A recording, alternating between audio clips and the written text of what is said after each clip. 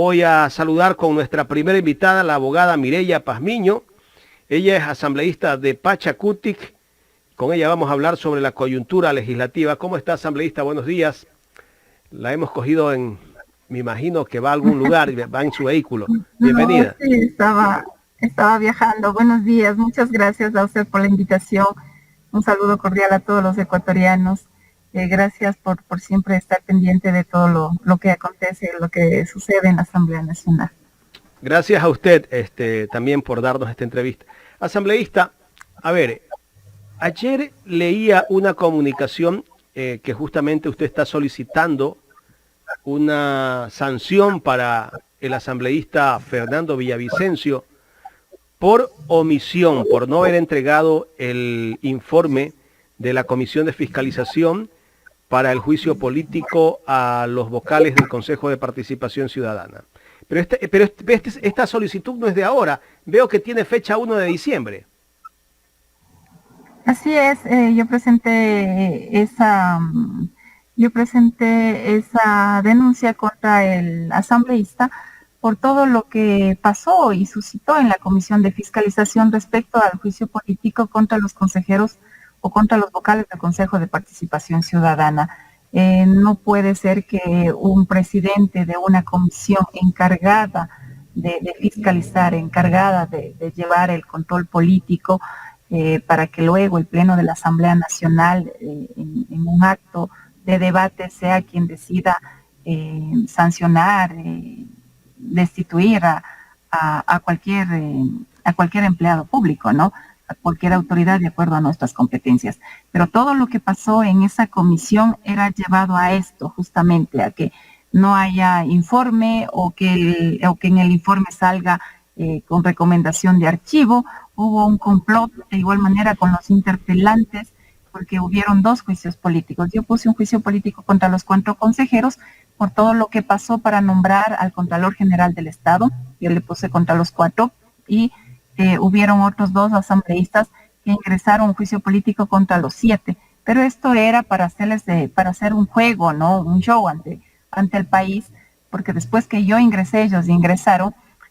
Luego escuchamos nosotros al asambleísta Ricardo Vanegas, que salió a decir que sí, que el tiempo precluyó, que no hay ningún informe, por ende se debe archivar y ahí debe quedar el juicio político. Entonces, ¿por qué yo ingreso o por qué yo hago un pedido de juicio político para luego seguirle el juego al señor Villavicencio y pedir que se archive el juicio político? Imagínense, esto es antiético lo que se está llevando en esta comisión, o cómo se llevó política comisión. También se incumplió funciones como presidente de la comisión. En ese sentido, yo he pedido que se revise en el CAL haya una sanción por dejó pasar los plazos. Si el informe pasó, los votos necesarios para que pase el informe, debió pedir a todos los asambleístas de la mesa presenten sus informes de posturas, cuáles son las decisiones que ellos han tomado respecto a las pruebas que he presentado yo y que han presentado también los interpelados. No hubo nada de esto. Lo único que decían es que ya todos los plazos terminaron y listo, y no ha pasado absolutamente nada. Y eso ya sucedió anteriormente, recuerde, con el juicio de Pablo Celi, y también ya ha pasado en épocas anteriores, y lo que hacen es, bueno, ya no, el presidente no ha presentado, se guardó el informe, es un juego que les hace a las autoridades que se está siguiendo el control político y listo. Pero en el año 2021 hubo un artículo que suplía estos acontecimientos, y se creó el artículo 142 y se lo puso en la ley orgánica de la función legislativa, que si pasaba esto, si los presidentes de la comisión incumplían en sus funciones, se guardaban los informes, no presentaban a tiempo los informes, podía el Pleno de la Asamblea Nacional tomarla con el juicio político. Entonces, como no presentó, también hay las sanciones debidas para cuando pasan estas cosas, y es lo que yo he pedido en el CAL, una sanción para el presidente de la comisión por incumplir en sus funciones al no presentar ningún informe al Pleno de la Asamblea Nacional. Asambleísta, ¿usted no cree que esto de no entregar el informe a la Asamblea Nacional fue a propósito tal vez para que ocurra lo que estamos viendo en este momento con la justicia? Mire, cuando inició ese proceso de control político, de fiscalización, de igual manera, no se les, no les comunicó de que se iniciaba el proceso o el juicio político en la comisión. No fueron notificados los consejeros. Cogió e envió una notificación al secretario del Consejo de Participación Ciudadana. O sea, desde ahí comenzaron ya de procedimientos, pero se subsanó esto porque los señores consejeros mismos, después de un tiempo, se les notificó a todos ellos. Yo pedí que se analice, se revise esto, y ellos también contestaron diciendo que ya han sido comunicados o han sido notificados de este juicio. Si no pasaba eso, era otra perdedera de tiempo de parte del presidente. O sea, desde un inicio hubieron varios vicios de procedimiento, un complot se podría decir para que no se haga un control político a estos miembros, a los 4 miembros del Consejo de Participación Ciudadana. Luego ya se siguió con los plazos y al final, como usted dijo, o sea, sí fue decisión, o sea, del presidente no presentar ese informe, que se archive para que no haya ninguna sanción. Y el complot con el Consejo de la Judicatura. ¿Qué pasó en el juicio político al Consejo de la Judicatura? De igual manera, ¿cuál era el informe que salió de la comisión? Como se aconsejaba el archivo del juicio político, que no había ninguna prueba para seguirle un juicio político. Imagínense eso, habiendo tantos audios y viendo nosotros los ecuatorianos cómo ha sido manipulada la justicia acá en el país, cómo ha sido manoseada, cómo ha intentado varias veces el Ejecutivo meter la mano en la justicia y parece que ya lo consiguió. Por eso tenemos esa clase de sentencias que viola toda clase de seguridad jurídica en el país. Ahora la Asamblea está esperando la audiencia de apelación del caso de los consejeros de participación ciudadana. ¿Para cuándo está prevista esta audiencia, asambleísta? Sabe que hasta el día de hoy la Asamblea Nacional no ha sido notificado con la sentencia escrita. Fue la audiencia, el juez lo dijo de manera verbal, la sentencia, y luego a través de un oficio nos comunica a la Asamblea Nacional la decisión tomó de manera verbal. La ley dice que nos deben notificar por escrito para luego nosotros poder apelar. En ese momento también se apeló de manera verbal, pero hasta el día de hoy no hemos sido notificados de manera escrita, porque sabe que nosotros luego motivadamente vamos a presentar la apelación y estando si jueces ecos y que aplican la ley, respetan la Constitución. Entonces, pero no, hasta el día de hoy, entonces no podría darle yo a usted una fecha cuándo podría hacer eso, porque el juez no emite la sentencia por escrito. Ahora, he escuchado al presidente del Consejo de Participación Ciudadana, al señor Hernán Ulloa. Él dice que no va a hacer caso a lo que haga la Asamblea, sino a la justicia. ¿Cómo toman ustedes esta posición del doctor Ulloa? Realmente es una persona muy prepotente, con intereses personales y que responde todo lo que él hace, todas sus actuaciones al Ejecutivo. El Ejecutivo es quien ha querido tener el control de todas las autoridades, no lo digo yo, ha habido varios audios como los asesores del presidente están metidos en las decisiones del Consejo de Participación Ciudadana. Este señor Ulloa es un servil del gobierno y lo hemos visto también haciendo campaña activo, que desde ahí el señor no debería haber estado como presidente ni como vocal del Consejo de Participación Ciudadana. Y la Asamblea Nacional tiene su norma, respeta la Constitución y hemos sacado las resoluciones, que eso es una sentencia para él. Pero claro, como es una persona que desconoce y es una persona muy respetuosa de la Constitución y la ley, me imagino que debe salir con esta clase de comentarios, ¿no? Pero la Asamblea Nacional se hará respetar y hará respetar sus decisiones. Esperemos que la justicia también de igual manera saque sus sentencias de acuerdo a la Constitución, de acuerdo a la ley, y que los jueces actúen de manera muy ética y transparente. Asambleísta, así como estamos viendo que la justicia está tomando decisiones en funciones de la Asamblea, ¿cómo queda la Asamblea? Prácticamente ya no debería de existir, pues si la justicia es la que está dando o dictando órdenes que le competen a la Asamblea. Claro, imagínense, o sea, yo creo que todos deberíamos, las funciones del Estado, hay una grave crisis de la parte institucional del Estado.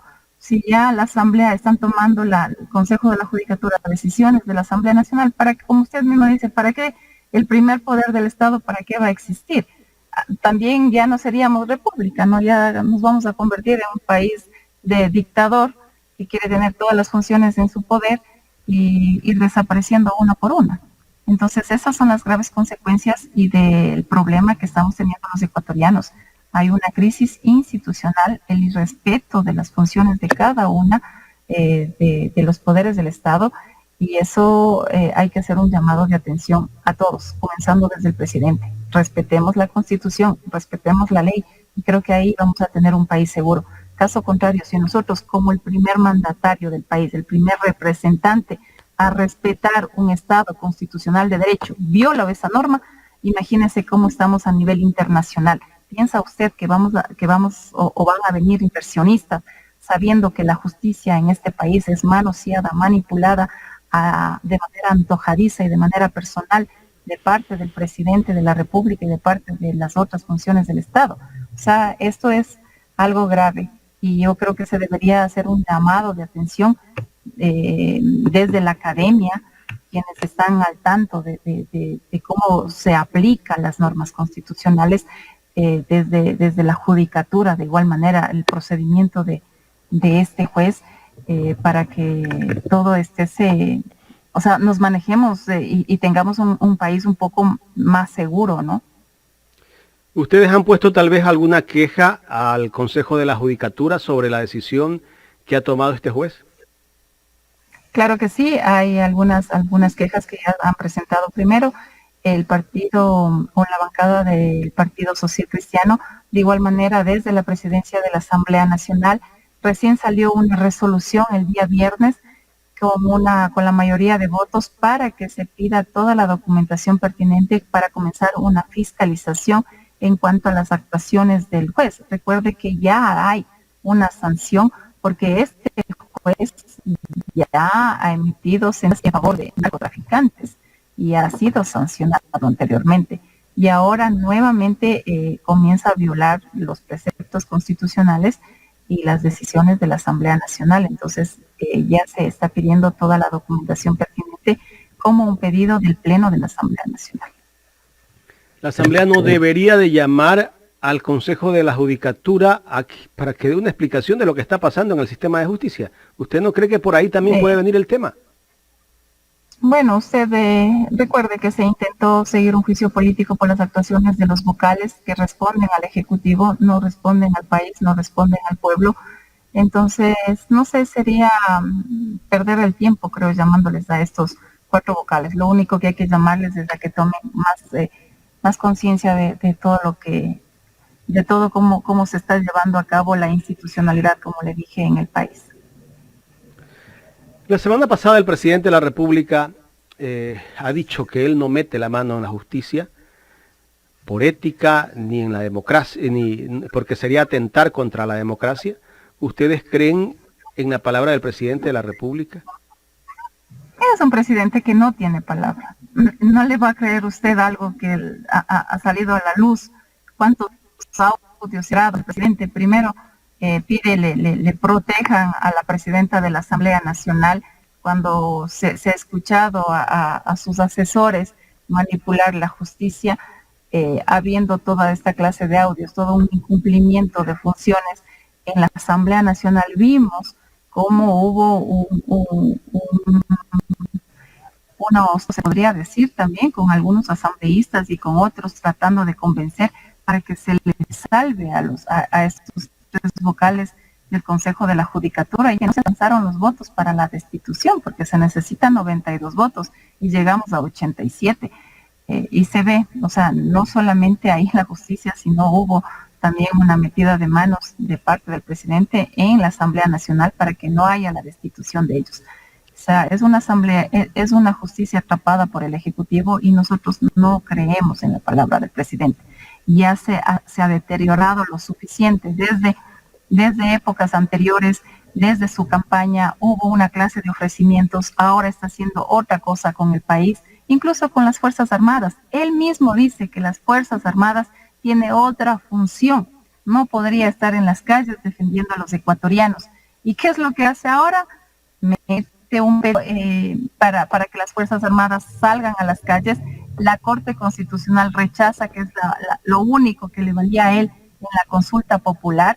Ya no hay en la consulta nada sobre seguridad ciudadana, hay puras cosas mediáticas que quiere él de todas formas sacar esta encuesta, que no le favorece en nada al país, solo perdemos más dinero con esta clase de consultas, y ahora pide que la Asamblea Nacional resuelva de que salgan las Fuerzas Armadas. O sea, ¿cómo usted cree en un presidente si primero dice una cosa, actúa de una forma y luego toma decisiones de otra forma? O sea, realmente es desastrosa la credibilidad del presidente acá en el país. Los vocales del Consejo de Participación Ciudadana y muchos asambleístas de la línea oficialista dicen que tal vez ustedes destituyeron o censuraron solo a 4 y no a los 7. ¿Por qué tenían que censurar a los 7? Bueno, yo pedí el juicio político contra los 4 consejeros porque tenía las pruebas contra los 4 consejeros cuando comenzó todo el concurso para el Contralor General del Estado. Ahí vimos cómo estos 4 consejeros se tomaron el Consejo de Participación Ciudadana y comenzaron a hacer lo que les da la gana en cuanto a las reglas del concurso, en cuanto al reglamento para poder concursar. Comenzaron a modificar cuando ya fue promulgado, cuando ya se conformó la Comisión Ciudadana, y en ese momento comenzaron nuevamente a reformular todo el reglamento para poder favorecer a algunos ciertos participantes. Y en ese sentido, en ese momento yo pedí un juicio político porque violaron, sí, incumplieron sus funciones, violaron lo que dice la ley y tenía las pruebas. Luego, cuando yo ingreso a este juicio político, para poderles salvar a estos señores, ingresan y dicen que debe ser contra los 7 consejeros. Yo no tenía la prueba contra los 7, yo tenía contra los 4. Y luego, como le dije, pero bueno, han querido posesionar esa tesis, ¿no? Que tienen que ser los 7. Claro. Está bien, o sea, sí hubo para los 7, y los interpelantes que fueron Ricardo Vanegas, sí, tenía las pruebas contra los 7, peleé por su juicio político contra los 7, pues. Pero ¿qué pasa cuando se guarda el juicio, el presidente de la comisión, el asambleísta Villavicencio, sale Ricardo Vanegas a decir, sí, tiene toda la razón, el presidente de la comisión dice que ya precluyó los plazos y ya no voy a pedir el juicio político, y no lo hace. Yo pido salvar mi juicio político en el Pleno de la Asamblea Nacional y fue aprobado. Pero yo seguí contra los 4, yo no le seguí a los 7. Entonces tengo que defender mi juicio político. Los otros no defendieron, los otros eran solo un complot para poder salvar a estos 4 consejeros. ¿Cómo analizar la postura de Ricardo Vanegas dentro de la Asamblea, sabiendo que está en un partido de izquierda como Pachacuti? Él tiene intereses personales, él no tiene ideología política, él ha denigrado a la bancada de Pachacuti, él pidió también que sea yo expulsada por pedir el juicio, que se continúe con el juicio político. Es una persona que usa también el chantaje, creo que está aprendiendo las mismas costumbres que el presidente de la Comisión de Fiscalización, usa el chantaje, comienza un juicio político y después algo pasa en la Comisión de Fiscalización y ya se va al archivo todo. Entonces esa es la clase de actuaciones, no tiene ética, no tiene moral, no sabe los principios del movimiento y que en realidad ha traído a denigrar al movimiento Pachacuti. ¿Qué pasó, asambleísta, con la denuncia que usted hizo donde el asambleísta Ricardo Vanegas envía algunos insultos hacia usted? Bueno, está pendiente esa denuncia, estoy esperando para enero presentar ya. Primero termina la denuncia contra el asambleísta Fernando Villavicencio y yo voy a presentar al CAL y al Consejo Nacional Electoral la denuncia contra este asambleísta que no tiene, como le dije, ni ética, ni moral, ni principios como persona, peor, más aún como asambleísta, como la máxima representación de todo un país. Correcto. Ahora, el presidente, pasando a otro tema, asambleísta Mireya Pazmiño, el presidente de la República el día de ayer dijo, luego de que se ha culminado el censo penitenciario, que eso es un hecho histórico y que con este censo penitenciario, da a entender en su mensaje que ponen en el Twitter, que con el censo penitenciario se solucionarían los problemas en las cárceles del país. ¿Usted cree que con un censo podría darse solución a este problema?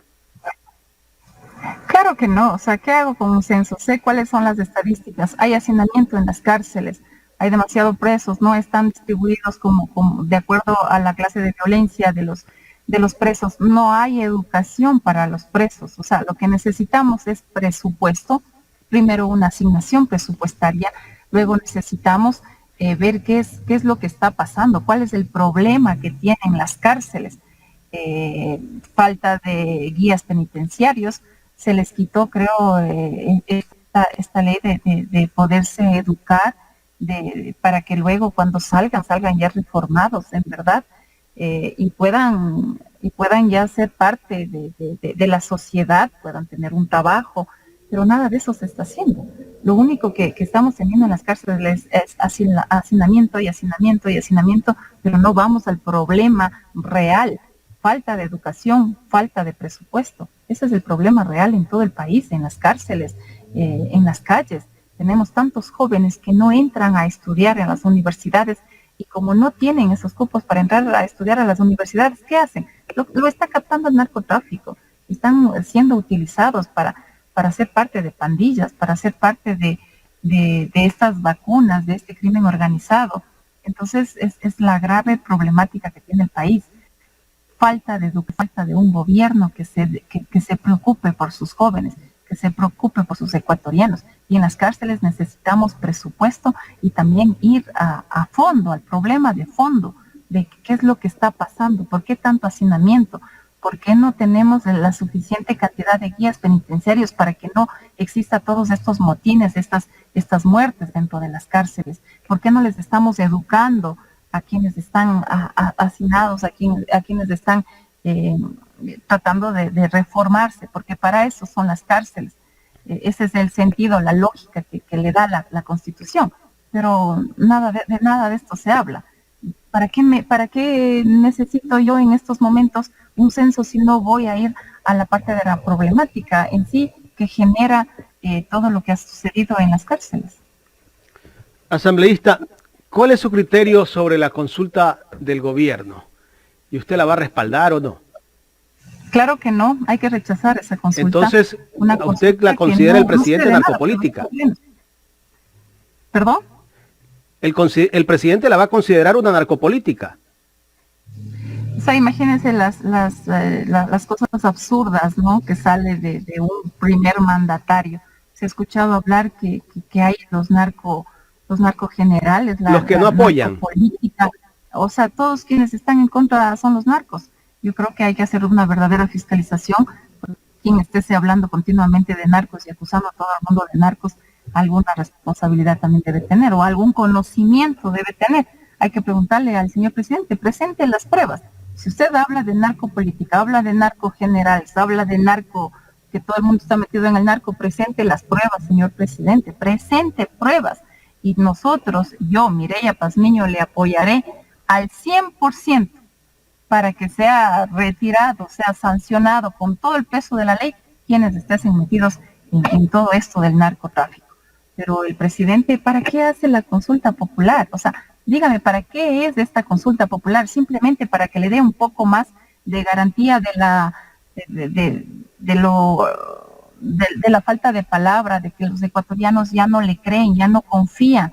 Tiene una baja aceptación en el país, está cerca del 14%, y lo único que está tratando es de llamar a la pugna de poderes, y así es que comienza a deslegitimar, a desprestigiar a la Asamblea Nacional, y igual arma un caos en el Consejo de Participación Ciudadana y pone 2 preguntas para que la gente vote en favor de estas 2 preguntas, para que luego el presidente diga, yo gané la consulta popular y tenga un poco de aceptación en el país. Pero no sirve de nada eso. Nosotros, los ecuatorianos, lo que queremos es que tengamos un presidente que nos vea por nuestra seguridad. Nos da miedo salir a las calles y no hace absolutamente nada. No asigna presupuesto, quita presupuesto para la policía, 6 millones de dólares para el año 2023, menos para la policía, 35 millones de dólares menos para toda la parte de seguridad. Nos quieren ver a nosotros amedrentados, con miedo. Eso es lo que nos quiere el presidente. ¿Y cómo el presidente dice que ha aumentado el presupuesto en seguridad? No está por ningún lado aumentado el presupuesto. Yo lo tuve en la Comisión de Régimen Económico, analizamos el presupuesto y no hay ningún incremento. Sí, se le retira mejor 35 millones de dólares y a la policía 6 millones de dólares. Lo que hace el presidente es que de acuerdo al presupuesto que han ejecutado los ministerios, las secretarías, y como tenemos una baja ejecución presupuestaria, si a usted le asigna, digamos que le asigno yo al Ministerio de Gobierno, le asigno 100 millones de dólares. De los 100 millones de dólares, solamente gasto 10 millones de dólares. ¿Usted cree que le van a asignar 100 millones de dólares para el próximo año o un poco más? No, porque dice no necesita, no ejecuta el presupuesto. Tenemos la peor baja ejecución presupuestaria de todos los gobiernos en el año 2022 con el gobierno de Guillermo Lasso. ¿Para qué? Para que luego no asignar tanto presupuesto a los ministerios, no asigno este presupuesto y todo lo que me sobra luego mando para pagar simplemente deuda. Y eso es lo que está haciendo, eso es lo que quiere hacer del país, reducir el Estado ecuatoriano. No preocuparse por los ecuatorianos, cada vez hacerle más pequeño, y que nosotros no tengamos ese respaldo de parte del Ejecutivo, de parte del Estado, no tengamos presupuesto, nos quieren ignorantes, nos quieren con miedo, que no salgamos a las calles. Ese es el gobierno que tenemos el día de hoy. Y así nos están viendo, y así nos sentimos. Asambleísta, finalmente, escuchaba al ministro de Bienestar Social, me parece que es Esteban Bernal, hace poco, que el Estado o este gobierno ha invertido este año 13.200 millones de dólares en inversión social y que para el próximo año van a invertir 15.200 millones de dólares, que esto es un hito histórico, dice el gobierno. ¿A dónde se reflejan dónde se refleja esa inversión social en el país, como lo dice el gobierno? No tenemos nosotros, no se refleja por ningún lado que haya aumentado la inversión social. Nosotros le preguntamos al ministro de Economía y Finanzas y en los sectoriales, hay creo que 6 sectoriales, el de salud, el de seguridad, el de educación, el de obra pública, no sé, son 6. Y de los 6 sumaban a lo mucho 11.000 millones de dólares. Le dijimos, ¿de dónde sacan los 15.000 millones de dólares? Y él dijo que hay otras cosas que no se están considerando y es otros. En ningún lado en el presupuesto. Pero él considera, general, perdón que interrumpa. Sectorial otros, no hay sectorial otros. Él considera el pago de sueldos a los médicos, a los policías, todos los sueldos los considera dentro de ese rubro, ¿o no? Todo está en el rubro, todo está sumado al rubro, tanto lo que es obra. ¿Y está bien que se lo haga así? Obra pública y en la otra está lo que es sueldos. En obra pública el país ha bajado considerablemente. No se ejecuta la parte del presupuesto para aplicar y para el año 2023 el presidente recorta considerablemente obra pública. En la parte de educación tenemos nosotros 250 millones de dólares para lo que es obra pública y de esa parte de los 250 millones de dólares para lo que es obra pública o lo que es inversión ocupa cerca de creo que es más de 150 millones para pagar jubilación. Escuchen bien, la parte de inversión para pagar jubilación lo consideran como inversión. O sea, esto es algo que no se puede concebir en un Estado ecuatoriano, Estado de derechos. Uh-huh. Y estamos bajando el presupuesto para lo que es inversión, para lo que es obra pública.